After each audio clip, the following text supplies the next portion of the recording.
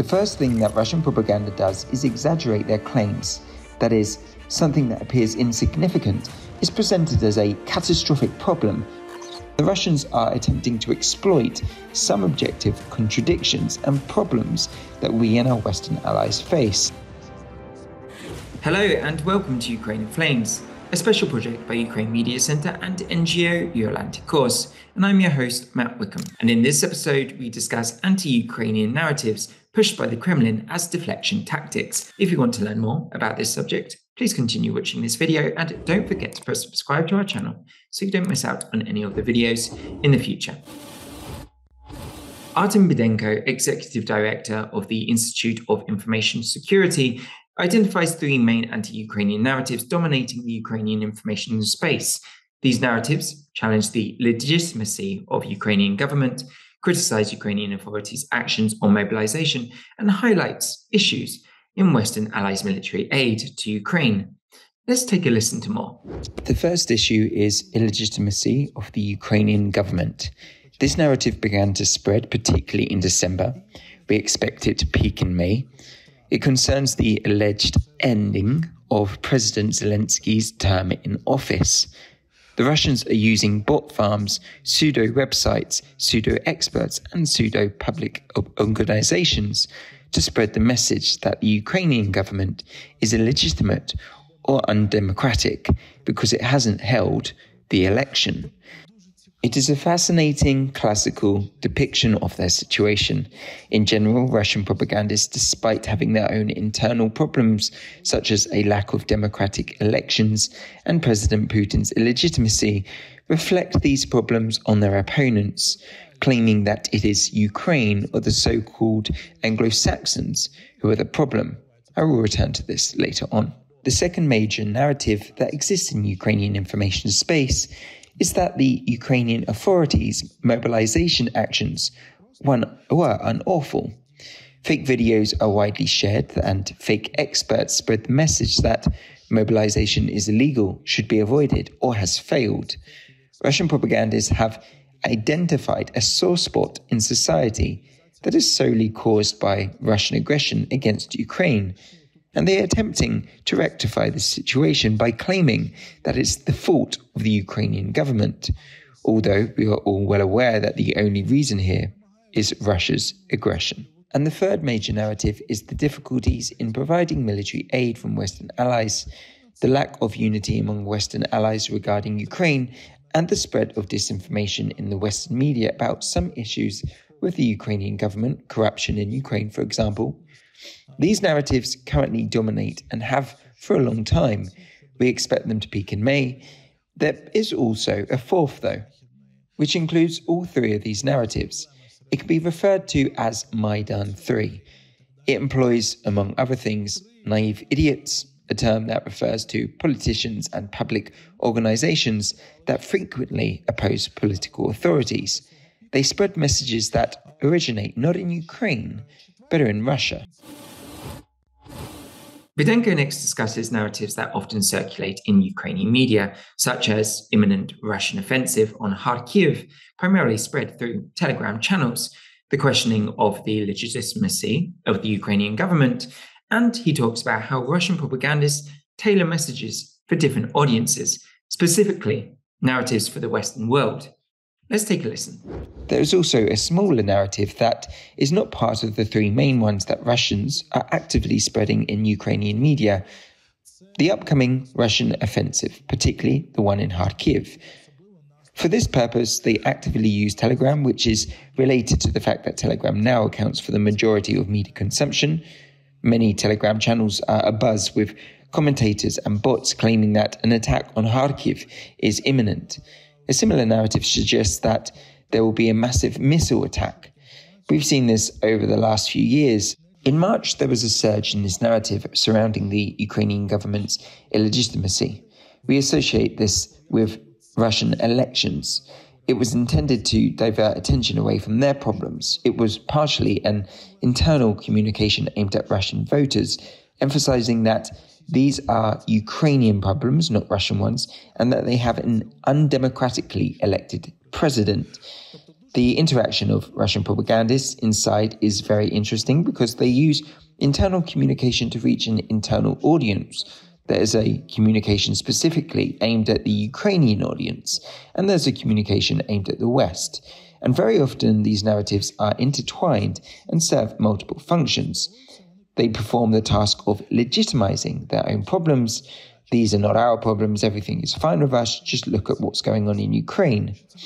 They are in charge of inciting hostility towards specific Western ideologies.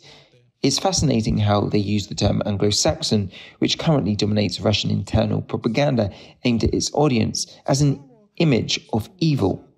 We saw the dominance of a Banderite image 6 months ago, but it has now changed, and it will be very interesting to investigate, but most likely later because we only can see the surface today. The Anglo-Saxons represent the evil that Russia should fear and work together to combat. Another narrative targeted at the Western audience is that in February, the Washington Post published an interesting article about a large journalistic investigation that revealed a whole network of pseudo-websites pretending to be real media and actively spreading the narrative of Putin's propaganda against the Western world in Ukraine. One of the main messages was that Ukraine would not win. We saw it in February, and this is confirmed by the Washington Post study, that the key narrative aimed at the Western audience, not at Ukraine, is that Ukraine will not win, and there's no point giving weapons. Ukraine has already lost, there's no unity there is corruption there, and in principle, it is possible to negotiate with Russia. We can see a sharp surge in this narrative over the past 2 weeks. Also, dashboards again say the narrative, Russia can negotiate. Russia really wants to negotiate, and it's the Ukrainians who stand their ground. It dominates the Western media right now. We see it everywhere in various articles that Russia is ready to negotiate. Taras Zhovtenko, acting executive director and security analyst at the Ilko Kucheriv Democratic Initiatives Foundations, is our next guest and tells how the Kremlin exploits any pretext, event, or trend to escalate informational tensions. Let's take a listen. We see that the Russians are attempting to use a pretext, event, or trend, whether in Ukrainian society, the Ukrainian state, or Western partners, to exacerbate the initial informational escalation. Our Western partners talk a lot about a physical escalation on the front, but we understand that the informational escalation, and thus Russia's ongoing intensification of the use of these hybrid tools, is far more dangerous. After all, this is a feature of Russian propaganda and Russian hybrid influence that, once again, Russians begin with the current informational reality, in which hiding something is theoretically possible but extremely difficult, and the Russians are attempting to exploit some objective contradictions and problems that we and our Western allies face. The first thing that Russian propaganda does is exaggerate their claims. That is, something that appears insignificant is presented as a catastrophic problem. Following this hyperbolization, the Russians then provide their own context, that is, imposing, so to speak, their own understanding and interpretation of the problems that they use in this manner, directing it at the Ukrainian society, Western societies, and many other. We understand that 2024 is, in principle, very difficult for our Western allies, taking into account at least the cycles of national elections that are held in many countries of Western Europe, in principle in the Western world. The most striking event is, of course, the election of the President of the United States of America. Besides, a lot of national elections have been held in the states of neighbouring Ukraine, and there will also be elections to the European parliaments in June. And then also we have the NATO Secretary General to be re-elected this year, apparently closer to the fall. Therefore, Russia is trying to make the most of this situation when our Western partners, due to these internal political processes, will have to somehow focus primarily on the internal political agenda, and accordingly they will pay little and less attention to the issues related to international security and external threats. The Russians use all of these moments to exert maximum pressure, firstly on our Western partners, and in addition to the direct influence on the election processes Russian propaganda in the West is trying to completely destroy Western society's trust in the elections as such, in electoral institutions, in elected authorities, as well as in the whole democratic system in which Western citizens live. And unfortunately, we see the same thing in the US. For example, the Republican Party and Congress, that democracy has been hacked, so to speak, from the point of view of using tools of informational and psychological influence, hybrid tools. It's actually a very dangerous thing which can, in principle, paralyze the mechanism of state management and the mechanism of making important strategic decisions.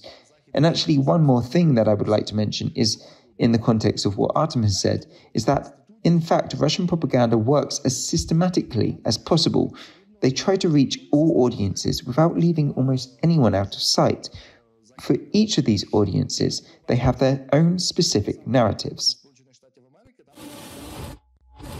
You've been watching the special project by Ukraine Media Center and NGO Electoral course dedicated to the Russian-Ukrainian war, Ukraine in Flames. In the description under this video, you can find more information on how you can help Ukraine fight Russian aggression. If you find our work useful, please like and share this video. Slava Ukraini!